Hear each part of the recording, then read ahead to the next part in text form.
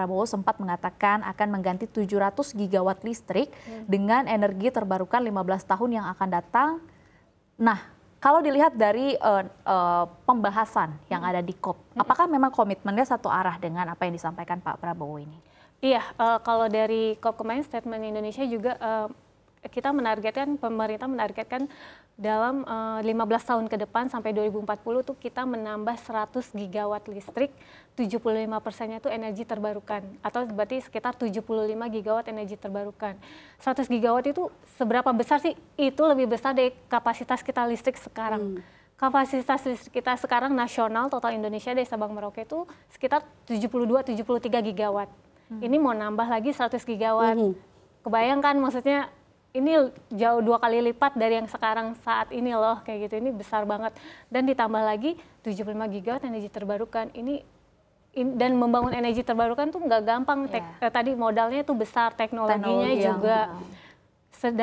Untuk komparasi sekarang aja kita energi terbarukan tuh baru sekitar 13.000 megawatt atau 13 gigawatt, itu masih sekitar atau baluran energi terbarukan nasional tuh 13%. Mau naik jadi 75% itu sebenarnya itu kalau nggak salah oleh dari KTT G20 ya. Jadi memang di KTT G20 kan memang ada salah satu term di mana Pak Prabowo mengatakan bahwa Indonesia berkomitmen dalam 15 tahun ke depan untuk mengurangi energi fosil, batu bara, dan beralih ke energi terbarukan.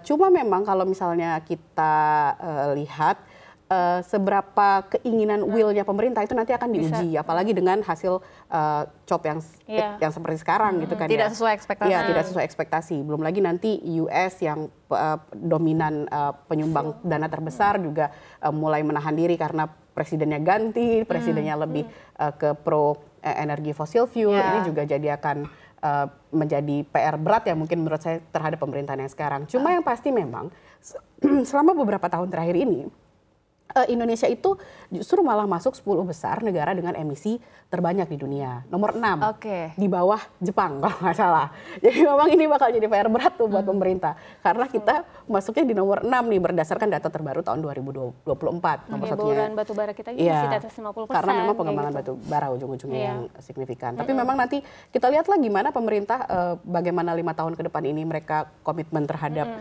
transisi energi. Karena kan perubahan iklim itu bukan hal yang omong kosong, memang sedang terjadi. Buktinya kan sekarang kita lihat badai di mana-mana. Badai datang, 11 badai datang di 2024. Musim aja udah mundur-mundur ya. Negara di dunia, menerpa negara di dunia. Pangan. Dan kemana-mana. Panen ya. Iya, panen terganggu, banyak orang meninggal. Memang itu terjadi. Penerbangan pun turbulensinya tiba-tiba terjadi lebih ekstrim gitu kan. Jadi memang ini sesuatu yang urgent sih kalau saya lihat sih.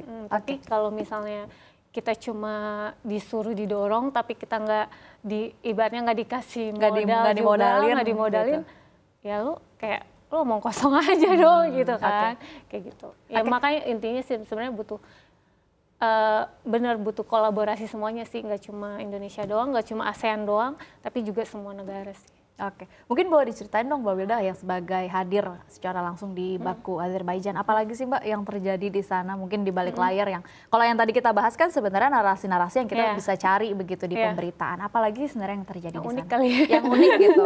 Mungkin yang nggak ada di pemberitaan mungkin ya. Kemarin tuh aku agak surprise di sana tuh selain plenary session untuk para pemimpin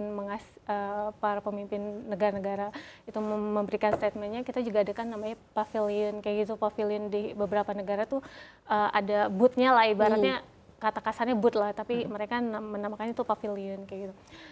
Uniknya ternyata yang justru pavilionnya bagus tuh kayak bener-bener negara berkembang yang memang lagi niat transisi energi. Indonesia termasuk bisa dibilang lumayan yang niat. Terus selain Indonesia juga ada Brazil. Kita tahu Brazil juga emang lagi lumayan transisi energinya lagi tuan bagus. Rumah COP ke-20 COP ke-30 tahun depan. Iya, tahun depan dia Brazil, tahun depan dia dia ngembangin bioenerginya juga bagus kan dia. Terus Turki juga bagus kayak gitu. Jepang juga bagus, dia memamerkan teknologinya.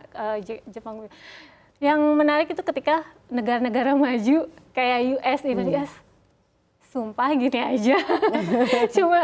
Ibaratnya cuma boot doang kayak gitu, nggak ada hiasan apapun, nggak ada. cuma meja, nggak interaktif nggak, lah. iya kayak gitu. Mungkin anggarannya nggak ada kali. Nah, Cari tanggal lebih banyak. kok kayak gini ya? Ini yang bener nih US kayak gini. Terus kalau Inggris juga termasuk ya walaupun misalnya ada pajangan yang biasa ikonik yang telepon, box telepon itu, ya udah kayak gitu. Maksudnya ya sangat-sangat simpel. Ini kayak ini ketahuan banget dari Apakah ini bisa dikatakan bahwa menunjukkan komitmen investasi terhadap energi Tapi sebenarnya terbarukan? semenjak perang Rusia-Ukraina terjadi, terus perang Arab terjadi, memang kan negara-negara itu kan terganggu sekali ya, negara-negara Eropa sangat terganggu. Anggaran dipus semua ke perang gitu kan ya, sehingga akhirnya inflasi terjadi juga tinggi dan segala macam mereka punya kompleksitas concern ekonomi lah. sangat terlihat siapa yang paling efisien. Di COP juga nggak ada yang datang kan pemimpinnya kan, iya kan, yang Xi Jinping nggak ada, Biden nggak ada, ya perwakilannya. Oke.